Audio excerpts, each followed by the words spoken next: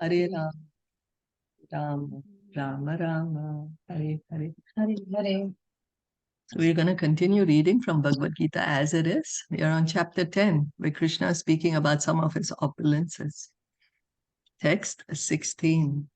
Vaktum arhasi asheshena Vaktum arhashe asheshena divya hi atma vibhutaya divya hi atma vibhutaya yabhir vibhutibhir lokan yabhir vibhutibhir lokan imamstam vyapya tishthasi. imam tvam vyapsyatistasi. Are you ready? Translation. Yeah, thank you. Please tell me in detail of your divine opulences by which you pervade all these worlds. In this verse, it appears that Arjuna is already satisfied with his understanding of the Supreme Personality of Godhead Krishna. By Krishna's grace, Arjuna has personal experience, intelligence, and knowledge, and whatever else a person may be. And through all these agencies, he has understood Krishna to be the Supreme Personality of Godhead. For him, there is no doubt, yet he is asking Krishna to explain his all pervading nature.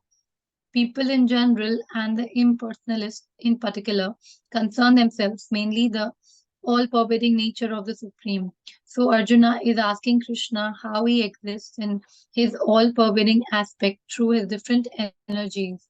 One should know that is being asked by Arjuna on behalf of the common people. So Arjuna has heard the knowledge of Bhagavad Gita from Krishna, and now he says, okay, Krishna, I've understood. I accept that you are God. And not only me, but all the great authorities, Asita, Vedvyas, Devala, Narad, they also declare that you are God, and I also now accept. So Arjuna, he's Krishna's personal friend. He completely understands Krishna's position. But for our sake, Arjuna has been asking questions, and now he's asking Krishna that how are you spread all over, omnipresent? We say God is omnipresent, right?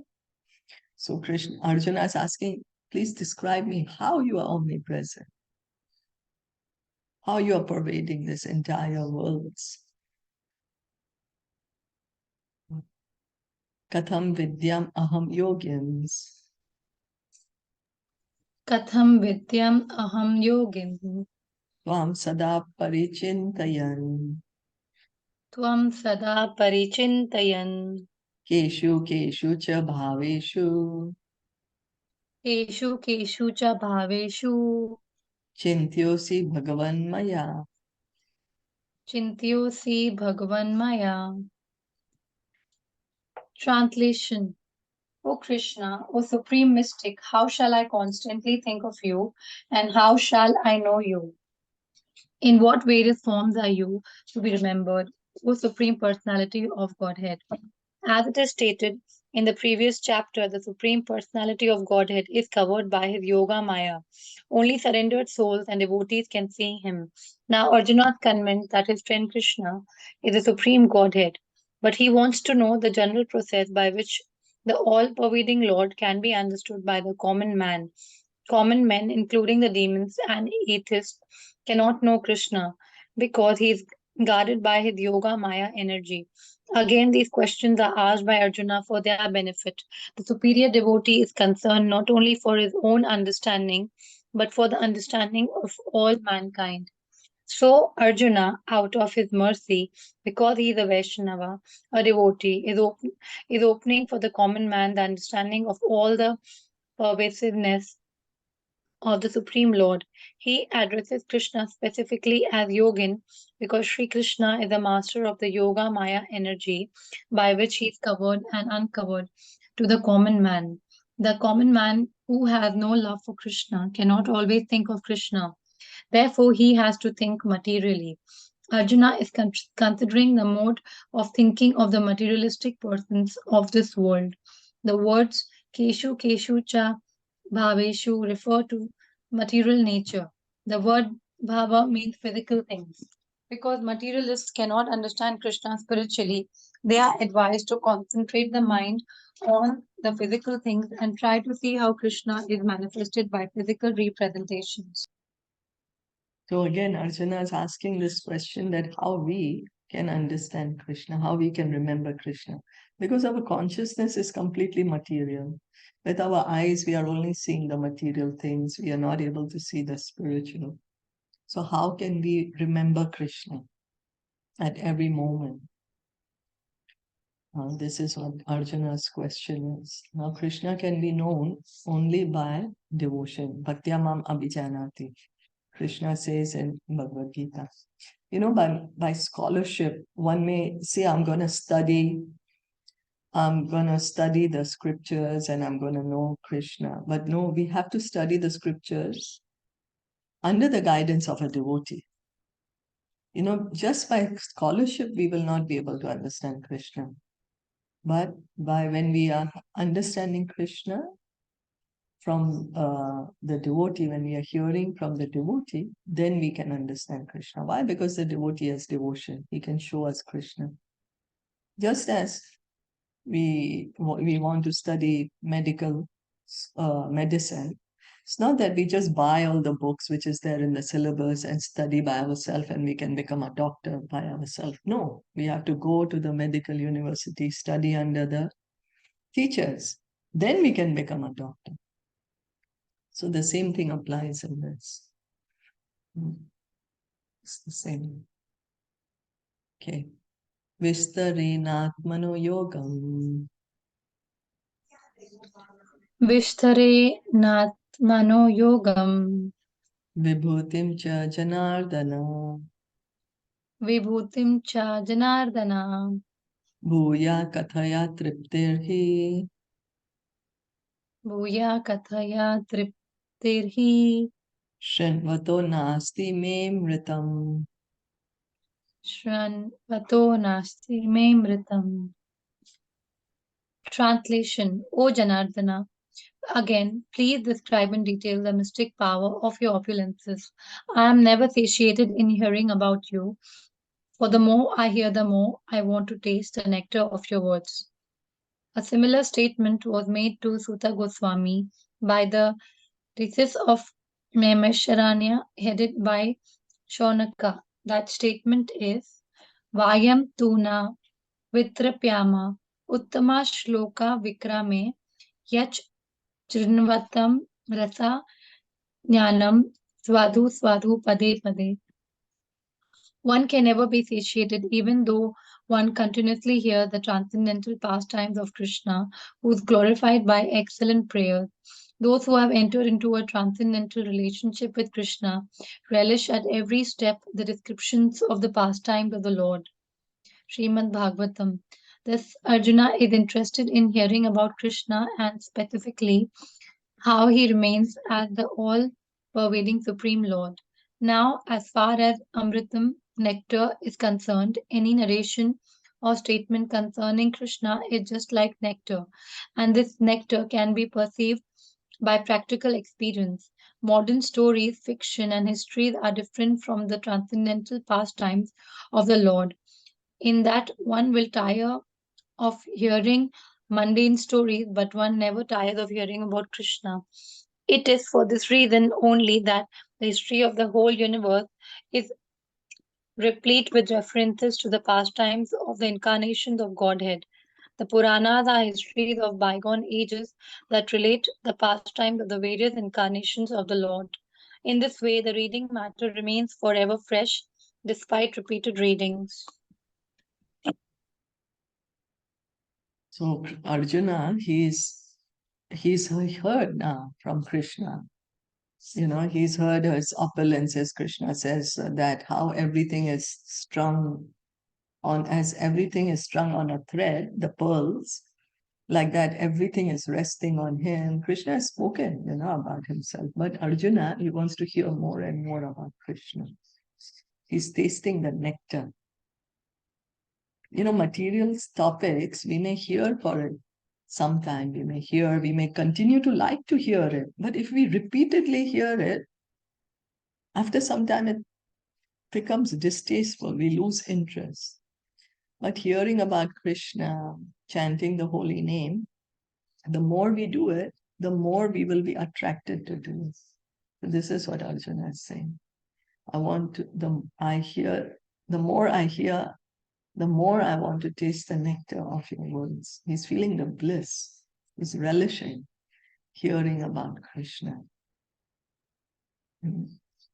So that's why we are recommended to continue to hear and chant. The more we hear, the more we chant, the more we will taste this spiritual happiness. We may say, but oh, I've been hearing chanting, I don't taste the spiritual happiness. But yet there is something which attracts us to continue doing it, no? We may say, oh, but I don't feel the taste. But yeah, but still we will make an effort. Oh, let me hear Bhagavad Gita, let me hear Bhagavatam, let me chant the names. And so the pure devotees, of course, they're really tasting the nectar, really relishing. Shri Bhagavan Vacha. Shri Bhagwan Uvacha Antate kathayishyami Hantate Kathya Jisami divya hi atma vibhutaya Divyahi Atma Vibhutaya radha yata kuru shrestha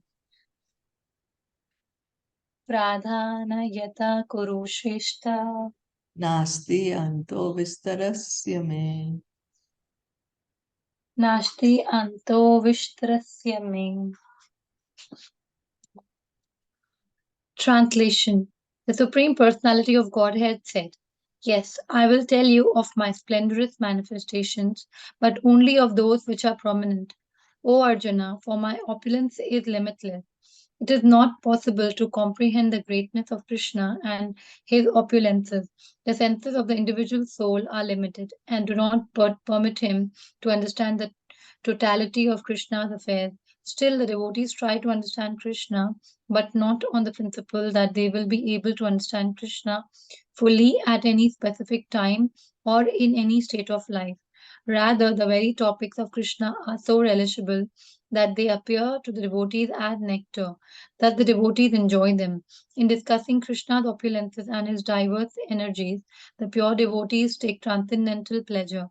Therefore, they want to hear and discuss them. Krishna knows that living entities do not understand the extent of his opulences.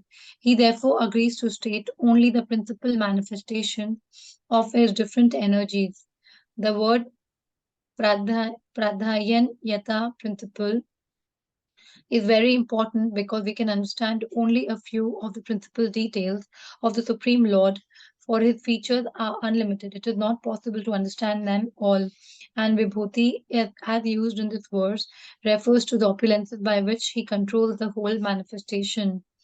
In the Amara Kosha dictionary, it is stated that Vibhuti indicates an exceptional opulence. The impersonalist or pantheist cannot understand the exceptional opulences of the Supreme Lord nor the manifestations of his divine energies. Both in the material world and in the spiritual world, his energies are distributed in new variety of manifestation.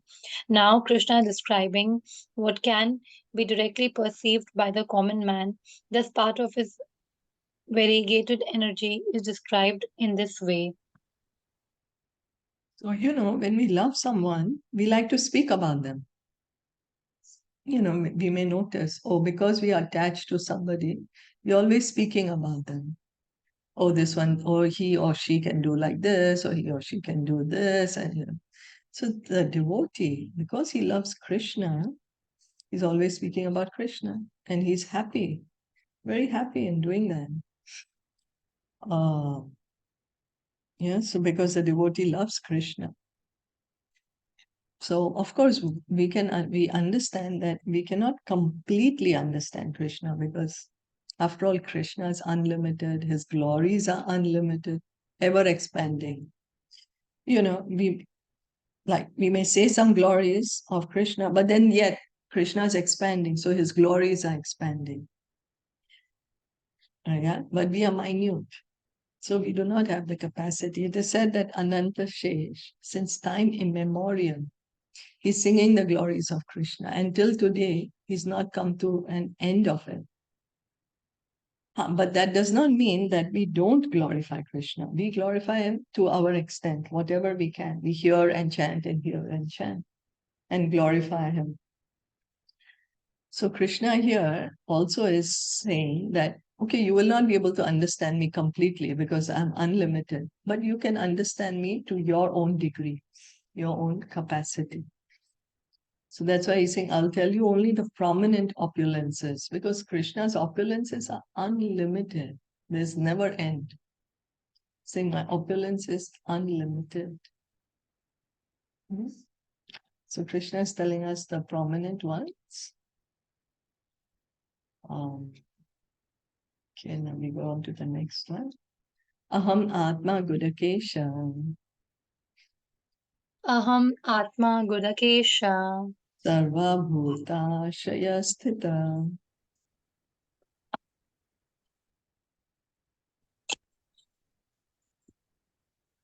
Hare Krishna. Hare Krishna. Hare Krishna. Are you able to hear me? Now, yes. Yes. Okay. Okay. Aham Adischa Madhyam Cha. Aham Adishcha Madhyam Cha. Bhutanam Anta Eva Cha. Bhutanam Anta Eva Cha. Translation. I am the Supersoul, O Arjuna, seated in the hearts of all living entities. I am the beginning, the middle, and the end of all beings. In this verse, Arjuna is addressed as Gudakesha, which means one who has conquered the darkness of sleep. For those who are sleeping in the darkness of ignorance, it is not possible to understand how the Supreme Personality of Godhead manifests himself in various ways in the material and spiritual world. Thus, this address by Krishna to Arjuna is significant because Arjuna is above such darkness. The personality of Godhead agrees to describe his various opulences. Krishna first informs Arjuna that he is the soul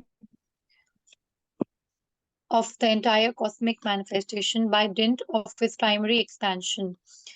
Before the material creation, the Supreme Lord, by his plenary expansion, accepts the Purusha incarnation, and from him everything begins.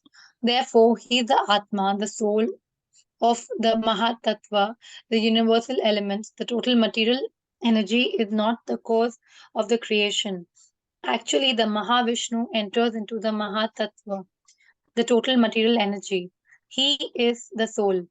When Mahavishnu enters into the manifested universes, he again manifests himself as a super soul in each and every entity. We have experienced that the personal body of the living entity exists due to the presence of the spiritual spark. Without the existence of the spiritual spark, the body cannot develop. Similarly, the material manifestation cannot develop unless the Supreme Soul Krishna enters. As stated in the Subhala Upanishad, Prakriti Adi Sarva Bhutantar Yami Sarvasheshi Cha Narayana. The Supreme Personality of Godhead is existing as a super soul in all manifested universes. The three Purusha avatars are described in Srimad Bhagavatam. They are also described in the Narada Pancharatra, one of the Satvata Tantras. Vishnu Trini Rupani Purushakyani Atho Vidhu. The Supreme Personality of Godhead manifests three features as Karona Dakashai Vishnu, Garbhodaka Shai Vishnu, and Shiridoka Shai Vishnu. In this material manifestation, the Mahavishnu or Karanadoka Shai Vishnu is described in the Brahma Samhita Ya Karanarava Jale Bhajati Sama Yoga Nidram. The Supreme Lord Krishna, the cause of all causes, lies down in the cosmic ocean as Mahavishnu.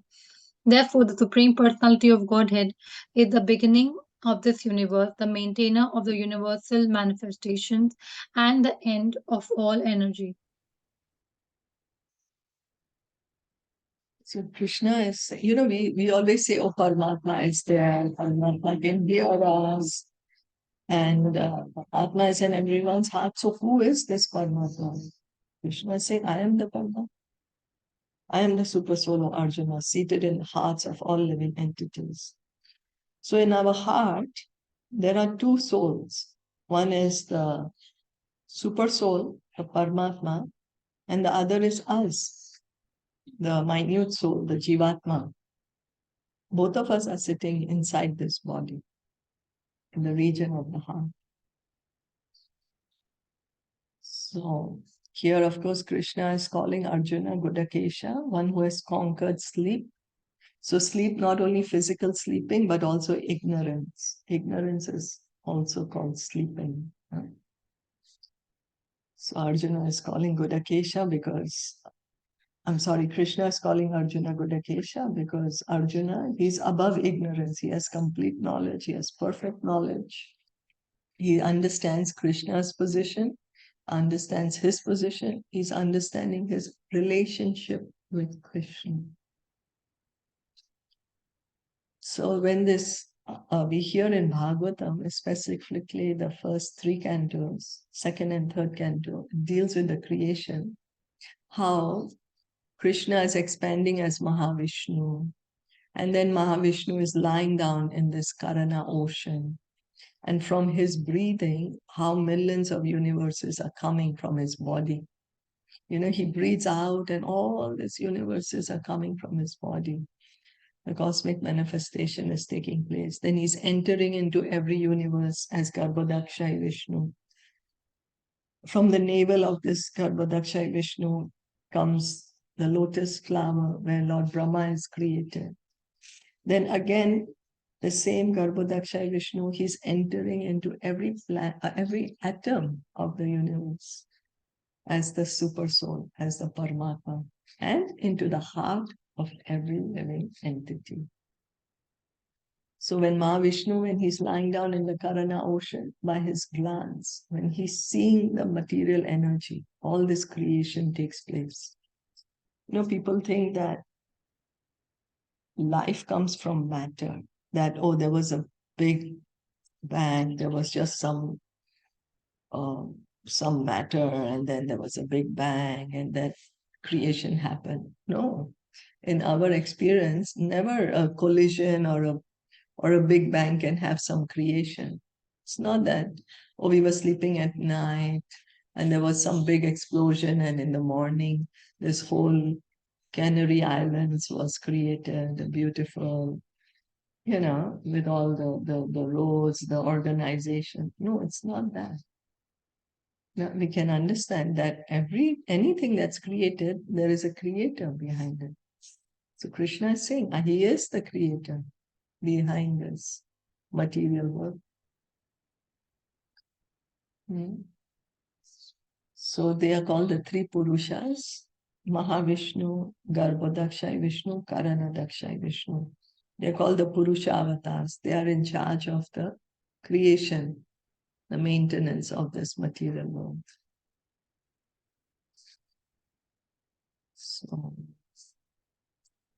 So Krishna, he creates the material world, he maintains it, and he annihilates it. When Mahavishnu breathes out, the creation happens. When he breathes in, all the universes again go into his body and everything is quiet. And we, the living entities, the jivas, also enter his body and we are sleeping. Not that we become one with him. We can never become one with him. We always remain individuals. It's like a green parrot is entering into a green tree. It doesn't mean the parrot becomes the tree or does not exist anymore. No, parrot is also there, the tree is also there. So similarly, when annihilation happens, we, the living entities, the entire material manifestation, everything goes back into, all the living entities, they all enter back into the body of Mahavishnu. Is that okay? Yeah. Yeah. Any comments, questions? No. Okay, then we continue to read. Adityanam aham Vishnu. Adhyatnam aham Vishnu. Jyotisham ravir amshuman. Jyotisam Ravir Amshuman. Marichir mrutam asmi. Marichir Marutam Ashmi. Nakshatranam aham shashi. Nakshatranam aham Tashi. Translation. Of the Adityas, I am Vishnu. Of lights, I am the radiant sun. Of the Maruts, I am Marichi, and among the stars, I am the moon. There are 12 Adityas, of which Krishna is the principal. Among all the luminaries shining in the sky, the sun is the chief, and in the Brahma Samhita, the sun is accepted as a glowing eye of the Supreme Lord. These are 50 varieties of wind blowing in space.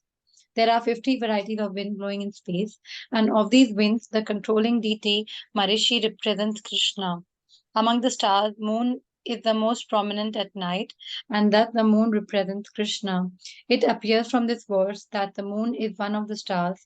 Therefore, the stars that twinkle in the sky also reflect the light of the sun. The theory that there are many suns within the universe is not accepted by Vedic literature. The sun is one, and as by the reflection of the sun the moon illuminates, so also do the stars. Since Bhagavad Gita indicates herein that the moon is one of the stars, the twinkling stars are not sun but are similar to the moon. So Krishna is saying now, he said, I'm the super soul, I'm seated in everyone's heart. Then of the Adityas, there are 12 Adityas. There are various kinds of demigods. No? There are 33 crore demigods. So then there is one category called Adityas. He says of the Adityas and Vishnu, he's God. He's the so we can see how Krishna, he's the most prominent of of whatever exists. I'm the radiant sun.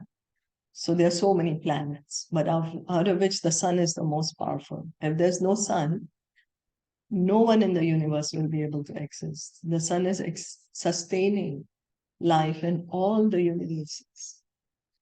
Then among the stars, there's so many stars, so many stars. And Krishna is saying, I'm the moon.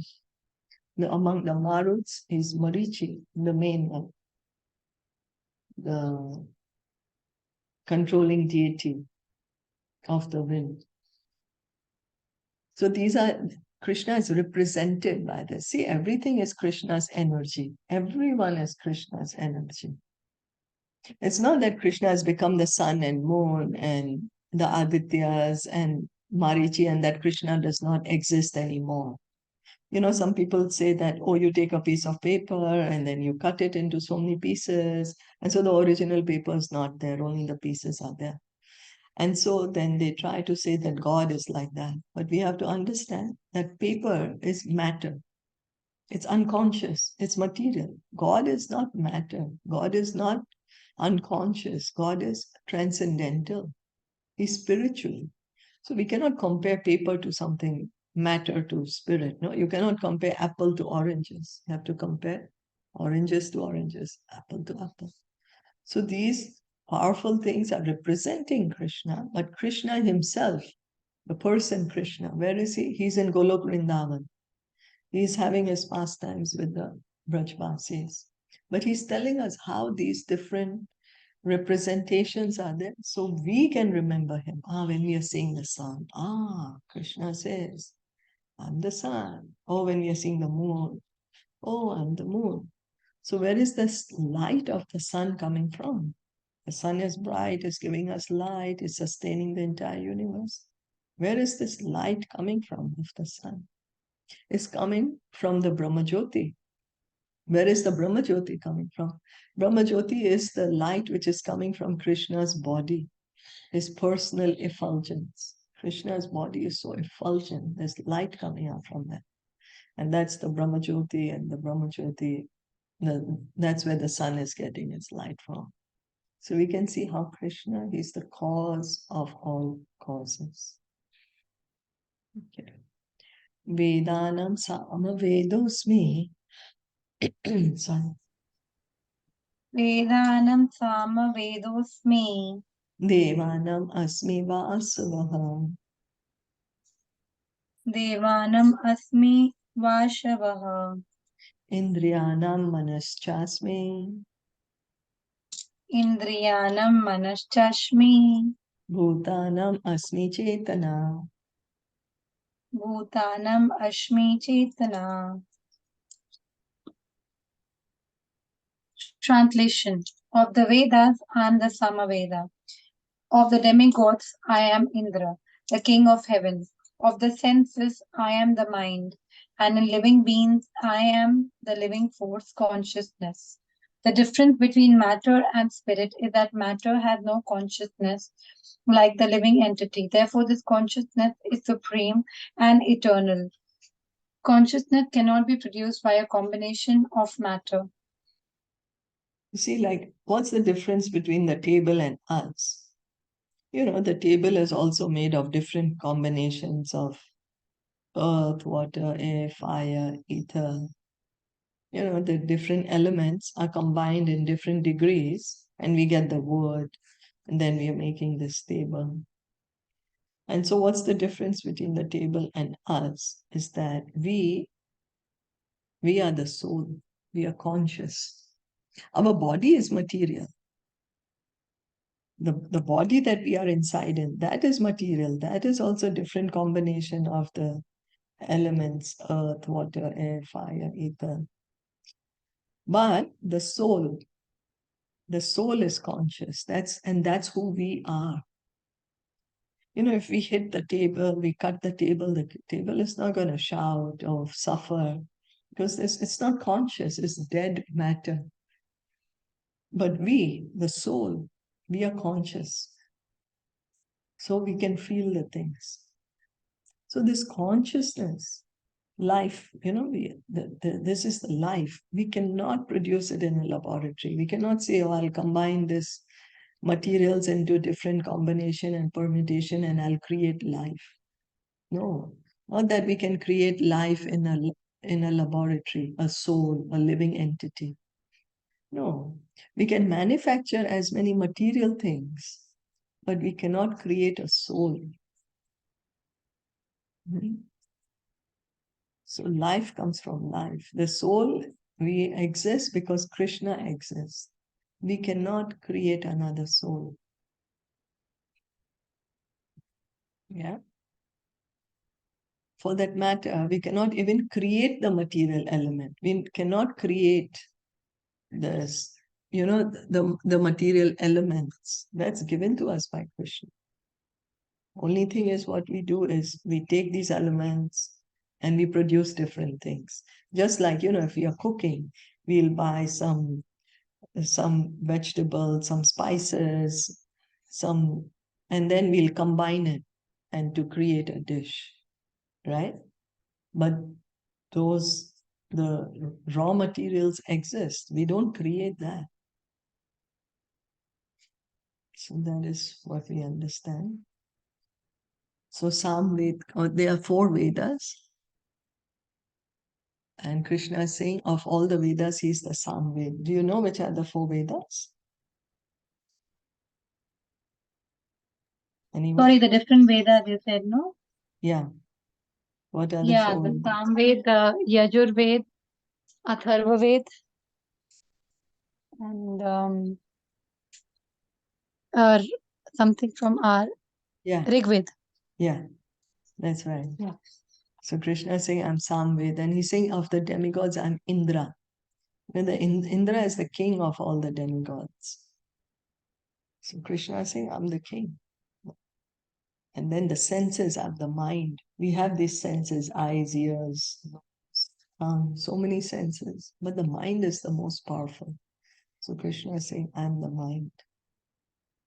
And in living beings, I'm the living force, the consciousness, the chitta. We are conscious, we exist because Krishna exists. Rudranam Shankaras Chasmi. Rudranam Shankarashchashme Vitesho Yaksha Rakshasam. Vitesho Yaksharakshasham Vasunam Pavakaschasmi. Vasunam Pavakashchashmi Meru Shikharinam Aham. Meru Shikarinam Aham. Translation. Of all the Rudras, I am Lord Shiva.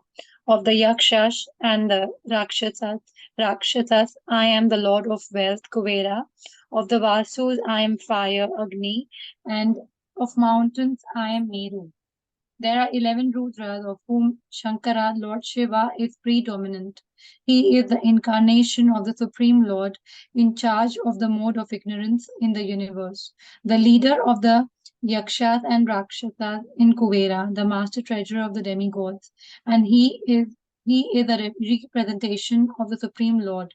Meru is a mountain famed for its rich natural resources. So the Rudras, out of the Rudras, Lord Shiva is the most prominent, most powerful, and Krishna is saying, I'm Lord Shiva. Lord Shiva is he is, he's not an ordinary living entity. Lord Shiva, he's a tattva in his own. When Lord Vishnu expands as Lord Shiva, but then Lord Shiva cannot become Vishnu. So there is a difference. Lord Shiva is not as powerful as Lord Vishnu. But he's not an ordinary living entity. He's a tattva by himself. So the scriptures explain like how milk can turn into yogurt, right? There's milk and then we put some acid in it, it becomes yogurt.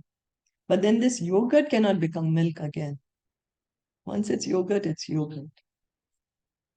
So that is the position of Lord Shiva. Every one of us is coming from Krishna. Each and every one of us. Even Lord Shiva is coming from Krishna. So he's also one of the Guna avatar. He's in charge of the mode of ignorance. His work is to annihilate the universe. When the annihilation happens, then he does, like Lord Brahma, he does the creation, Vishnu does the maintenance, and then Lord Shiva does the annihilation.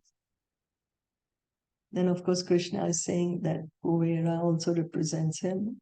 Kuvera is, he's the treasurer of the demigods. So he's like very rich, very powerful.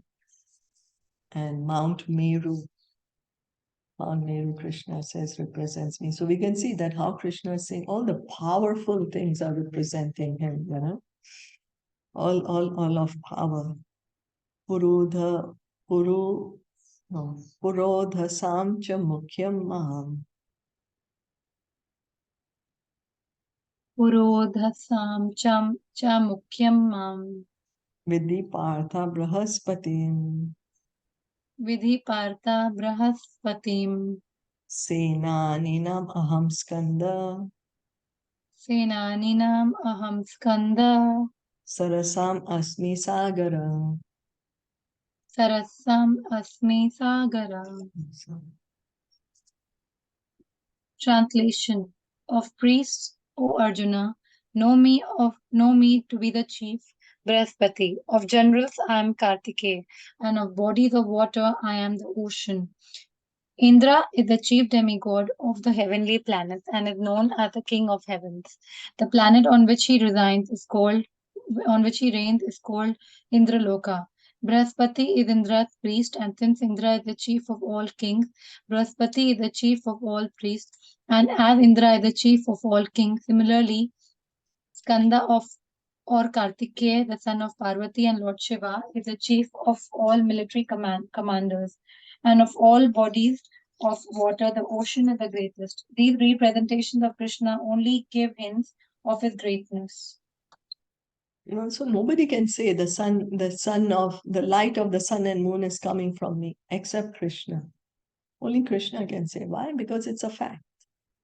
The light of sun and moon is coming from Krishna. If we say it, people will think, oh, this person has gone mad, But Krishna can say, because it's the truth.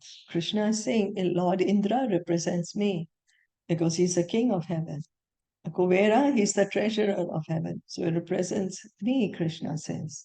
Now he's saying Brahaspati also represents me because he's the priest of the demigods. Kartikeya, he's the general of the demigods. So he's most powerful, all powerful people. Krishna is saying their powers are coming from me. They are powerful because I am giving them this power. So everyone's power is coming from Krishna. Everyone's intelligence is coming from Krishna. The ocean is so great. Why is the ocean so great? Because Krishna is so great. Yeah. So Maharshishinam Brigur Aham. Maharshinam Bhragar Aham. Giram Asmi Ekam Aksharam. Graham Asmi Ekam Aksharam. Yajnanam Japa Yagyosmi. Yajnanam Japa Yajnosmi. Sthavaranam Himalaya. Varanam Himalaya. Of the great sages, translation of the great sages, I am the Bhrigu of vibrations, I am the transcendental Om of sacrifices, I am the chanting of the holy names, Japa, and of the immovable things, I am the Himalayas. Brahma, the first living creature within the universe, created several suns for the propagation of various kinds of species. Among these suns, Bhrigu is the most powerful sage. Of all the transcendental vibrations, Omkara represents Krishna. Of all sacrifices, the chanting of Hare Krishna, Krishna Krishna, Hare Hare, Hare Ram, Ram Ram, Hare Hare. Hare Hare is the purest representation of Krishna. Sometimes animal sacrifices are recommended, but in the sacrifice of Hare Krishna, there is no question of violence. It is the simplest and the purest. Whatever is sublime in the world is a representation of Krishna. Therefore, the Himalayas, the greatest mountains in the world, also represent him. The mountain named Meru was mentioned in a previous verse, but Meru is sometimes movable, whereas the Himalayas are never movable. Thus, the Himalayas are greater than Meru. So the Himalayas immovable. Why they are immovable? Why they are so great? They're getting their greatness from Krishna. And Krishna is saying Bhrigu Muni, one of the great rishis that were created by Brahma. He's most powerful. So that's why Krishna is saying Bhrigu represents me. And Omkar. We see in the Vedic mantras, they are always Om. It begins with the word Om. This Om represents Krishna. This Om is a sound representation of Krishna. It's referring to Krishna. This age of Kali, of course, and Krishna is saying he is of all the sacrifices, he is also the chanting of the names. That is what is recommended for us in this age of Kali, chanting the Hare Krishna mantra, Hare Krishna, Krishna Krishna, Hare Hare, Hare Ram, Ram Ram, Hare Hare. This is a sacrifice that is recommended for us in this age of Kali to get perfection, to realize our true self.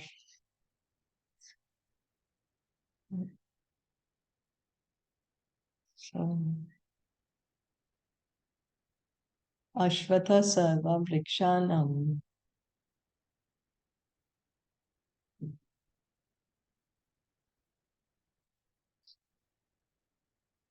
Devarshinam Chanarada.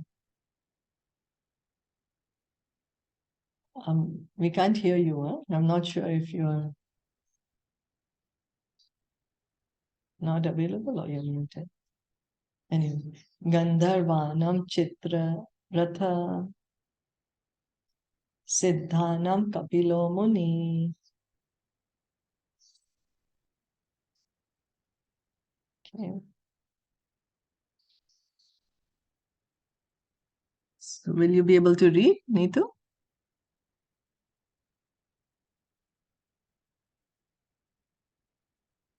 Okay, so I can read.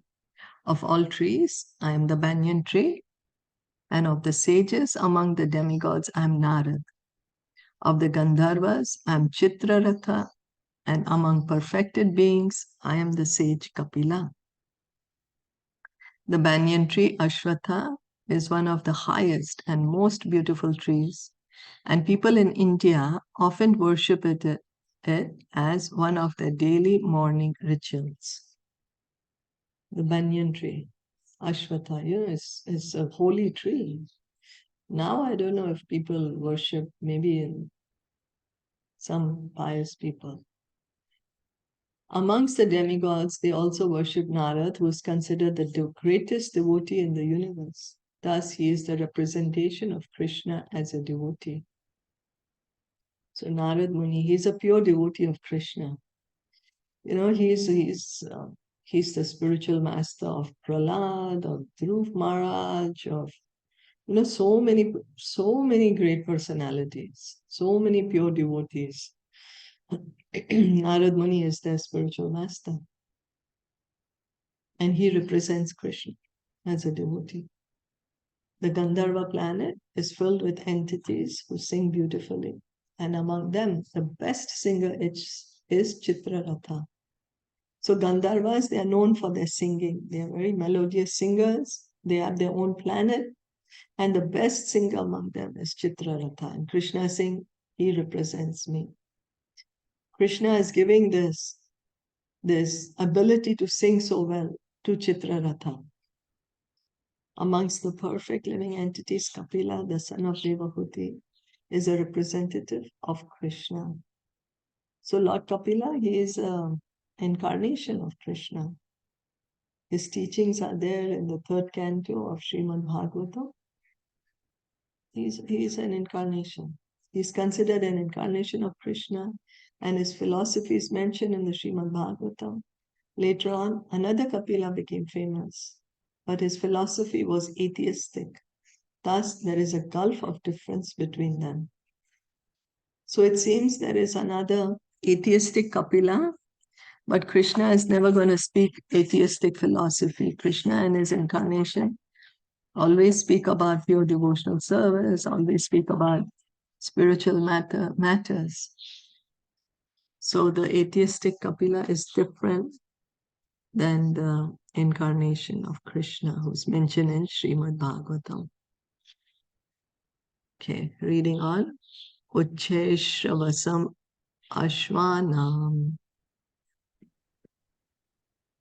Uche Sharanam Ashwanam Viddhi Mam Amritodbhavam Vidhi Mam Amrato Bhavam Airavatam Gajendrana Airavatam Gajendranam Naranam Cha Naradipam. Naranam Cha Naradipam. Translation. Of horses know me to be Uchai Shrava, produced during the churning of the oceans for nectar. Of lordly elephants, I am Airavata, and among men, I am the monarch. The devotee demigods and the demons Asuras once took part in churning the sea. From this churning, nectar and poison were produced, and Lord Shiva drank the poison. From the nectar were produced many entities, of which there was a horse named Uchai Shrava. Another animal produced from the nectar was an elephant named Airavata. Because these two animals were produced from nectar, they have special significance and they are representatives of Krishna. Amongst the human beings, the king is a representative of Krishna because Krishna is the maintainer of the universe, and the kings who are appointed on account of their godly qualifications are maintainers of their kingdoms. Kings like Maharaja Yudhishthira, Maharaj Parikshit, and Lord Rama were all highly righteous kings who always thought of the citizens' welfare. In Vedic literature, the king is considered to be the representative of God. In this age, however, with the corruption of the principles of religion, monarchy decayed and is now finally abolished. It is to be understood that in the past, however, people were more happy under righteous kings. So Ucheshrava, when the churning of the ocean happened, the demigods on one side, the demons on the other side, they were churning the ocean. There were many things that came out of this churning. They actually wanted the nectar, but before the nectar came out, so many different things came out. So one of the things was Ucheshrava, this the horse. Krishna is saying, I'm the horse. Also during the churning came Airavat, this elephant. Lord Indra rides on this elephant. And among men, Krishna is saying, I'm the monarch, the king. The king is supposed to be a representative of Krishna. He is supposed to be like, as Krishna is taking care of everyone. Krishna is the supreme father of everyone. Krishna is maintaining everyone. Similarly, Krishna has kept these kings to take care of the citizens, take care of them just as a father cares for the children. But of course, now in this Kali Yuga, there's no more monarchy, but we see in history, we read in Bhagavatam how there were these great, great righteous kings. Parikshit Maharaj, Yudhishthir Maharaj, King Prithu, Dhruv Maharaj, they were devotees and very righteous kings, and Krishna says that the king is his representative. Okay. Ayudhanam aham vajram. Ayudhanam aham vajram. De nunam asmi kamadho. Dehonam ashmi kamadho. Prajanas chasmi kandarpa. Prajanas chashmi kandarpa. Sarpanam asmi vasuki. Sarpanam ashmi vashuke. Translation of weapons, I am the thunderbolt. Among cows, I am the surabhi. Of causes for procreation, I am Kandarpa, the god of love, and of serpents, I am Vashuki. The thunderbolt, indeed a mighty weapon, represents Krishna's power in Krishna Loka in the spiritual sky. There are cows which can be milked at any time, and they give as much milk as one likes. Of course, such cows do not exist in this material world, but there is mention of them in Krishna Loka. The Lord keeps many such cows which are called Surabhi. It is stated that the Lord is engaged in herding the Surabhi cows. Kandarpa is the sex desire for presenting good sons. Therefore, Kandarpa is a representative of Krishna. Sometimes sex is engaged in only for sense gratification. Such sex does not represent Krishna, but sex for the generation of good children is called Kandarpa and represents Krishna. So Krishna is saying of the weapons, there's so many weapons, no? Now we see that the countries want to sell more and more weapons.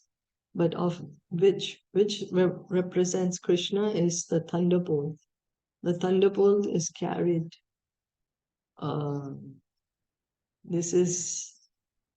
It represents Krishna's power. Lord Indra carries this thunderbolt called Vajra. And there are so many cows.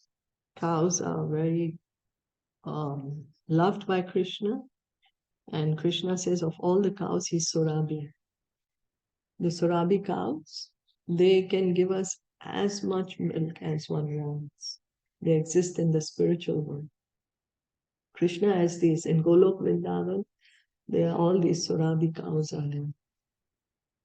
And what is Krishna doing? He's a cowherd boy. He's tending to the cows. God is a cowherd boy. He loves the cows. He maintains them. He's herding the cows. And Kandarpa, the sex desire for for getting good children, that is also Krishna. So we can see how everything is coming from Krishna. Everyone is coming from Krishna. Everything is Krishna's energy. Krishna has various energies: material energy, spiritual energy, and the Jivatma, the marginal energy. And everyone is coming from Krishna. Is that all right? Yes, yes. Okay. Did you want to add anything or any question?